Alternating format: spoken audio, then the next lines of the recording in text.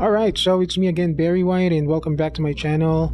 And here we are again. We're going to be reviewing an IEM, and this one came from Tforce. Tforce is actually one of the newest companies out there, specializing on in-ear monitors, and this is basically their debut IEM. Its name came from one of the Tang Dynasty emperors, who is Yuan. Alright, now this IEM, or Yuan is actually a single dynamic driver that uses a 10mm dynamic driver. Now, unfortunately, this unit didn't came along with the box, so I can unbox it. But they promised to send it to me once they're done doing the mass production. Anyways, this IEM will come with two pairs of ear tips. All right, the white ones and the black ones. The black ones resembles very similarly to the BGVP A08. Okay, there you go. And the white ones, they actually resembles pretty much the same as the BGVP Y01 tips. This one sounds metallic to me. The metallic timbre goes through the mids, from highs through the mids, which I don't like. But if you're gonna buy this, I suggest that you try this black tips as soon as you can, because it sounds so good. That's where all the magic happens. And not only that, there's more. All right, and I'll tell you more about it. So apart from the two sets of tips, it comes along with the 5N LITS OCC cable. All right, and mine doesn't have any branding on the jacks and the splitters, but once the mass production is done, definitely the two parts of the cables should have their own brandings too. Now, moving on to, apart from that, it'll also come with a leather case. Unfortunately, it wasn't sent to me as well, but they promised to send the whole package to me as well. So probably so at least I can do an unboxing video after this one. Now, moving along to the IEM itself. The IEM has a metal shell, and it's really shiny, as you can see. Let me just turn on some more light, and it's really shiny. I can't say that it's pretty, because it's really handsome. Let me make sure it's focused. There you go. And it's really reflective, as you can see. There you go. As you can see, it shows my cell phone, which is what I'm using right now to record it. So this is the faceplate. All right, it's very smudge magnet, and this is the backplate. As you can see, the nozzle filter is actually black, and it's fine, unlike the grill ones. And as I can tell, this is actually a U-shaped tuning, or it has a sound signature similar to CVJ CSN, Queen of Audio Adonis, and what else? Also, it's also similar to Spring 1, BQEYZ Spring 1. All right, so let me tell you about how it sounds. The bass quantity is there. The speed is quite competitive, and it has a bit of a thump as well. It's not really for bass head. For me, the bass is just at the right amount. All right, I like it that way. I don't want it more than that. And then the mids, on the other hand, I was cocky enough to compare it with Yume, and Yume, as everybody knows, Yume is actually mid-centric. But when I compared them side by side, segment by segment per track, apparently this one has a better mids. So even though it's U-shaped, the mids actually performs quite well. Yume sounded a bit muffled. There's a sense of being muffled compared to this one. This one just sounds so airy, so natural. It's really pleasing. It's so smooth. Now, going to the trebles. Trebles is actually quite well executed as well. It has some good extensions too. It shows on the instruments. Like, this actually has the most natural metallic or metal element I've ever heard on an IEM. Like the cymbals, any metallic instruments or anything that has a metal onto it sounds tad so natural. Like the guitar strings, violins, pianos, cymbals, especially the cymbals, triangles, chimes, anything that has metal to it. It just sounds so natural. Like this is the most natural sounding IEM in terms of metal instruments. All right, that's something I can actually vouch for. Now, regarding the imaging, it's good, but it's not the best. All right, there's some IEMs out there which are better in terms of busy tracks. All right, but it doesn't have any bleeds. All right, it doesn't have any bleeds at all, especially in the mid bass section. And I mean, if you listen to busy tracks, it's good, okay?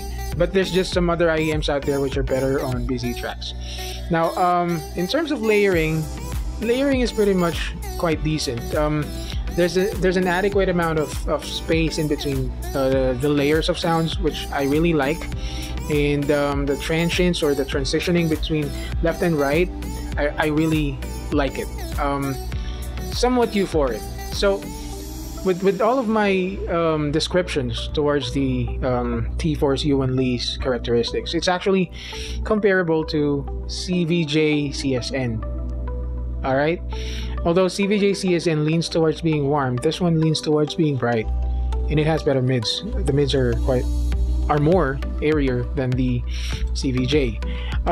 Although it's really unfair to compare the two, because the CVJ CSN is half the price, and it has 6 drivers inside, specifically 1 dynamic driver and 5 PAs. This one only has 1 DD, but considering the specifications, this one doesn't have any BAs at all, but still competes along with a multi-driver IEM, and it's quite good as well.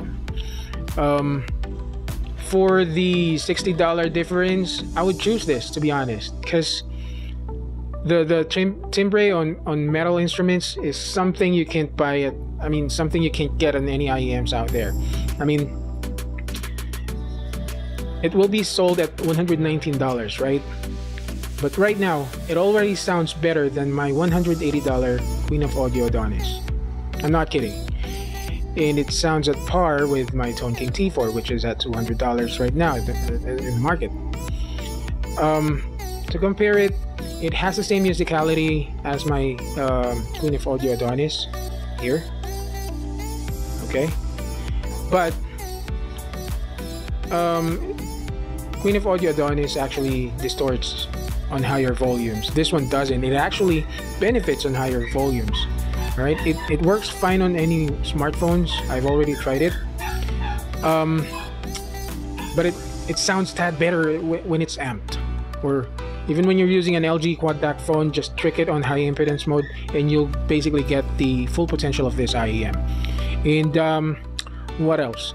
It has the same technicalities as the Tone King T4 in terms of imaging, layering, soundstage, and the timbre as well.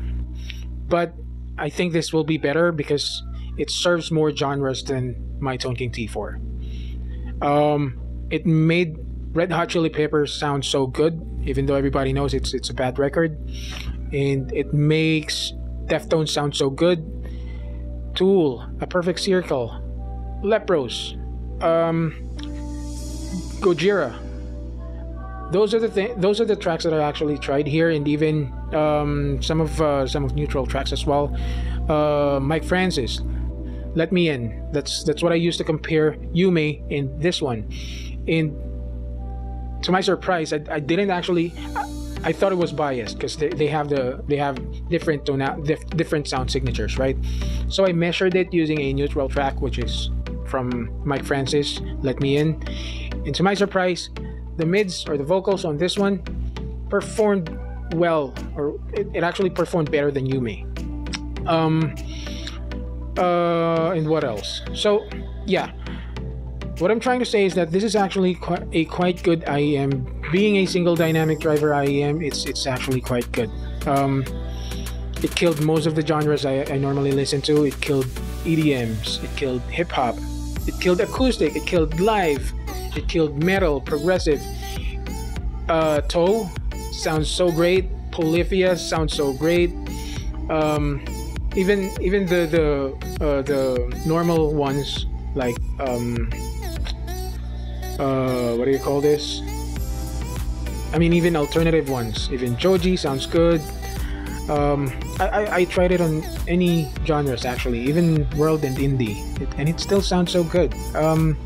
So at $119, this is really great. I mean, I heard Hi-Fi Go is gonna sell it, or is gonna do a pre-selling at $99, but don't quote me on that. All right, that may not push through. I don't know, but I just heard it.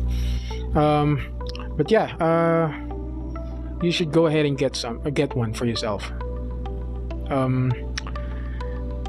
After this, I'll just wait for the box, and I'll do more. I'll probably do more of photo shoots. Probably I'll use my camera, because I can't use my cell phone on this one.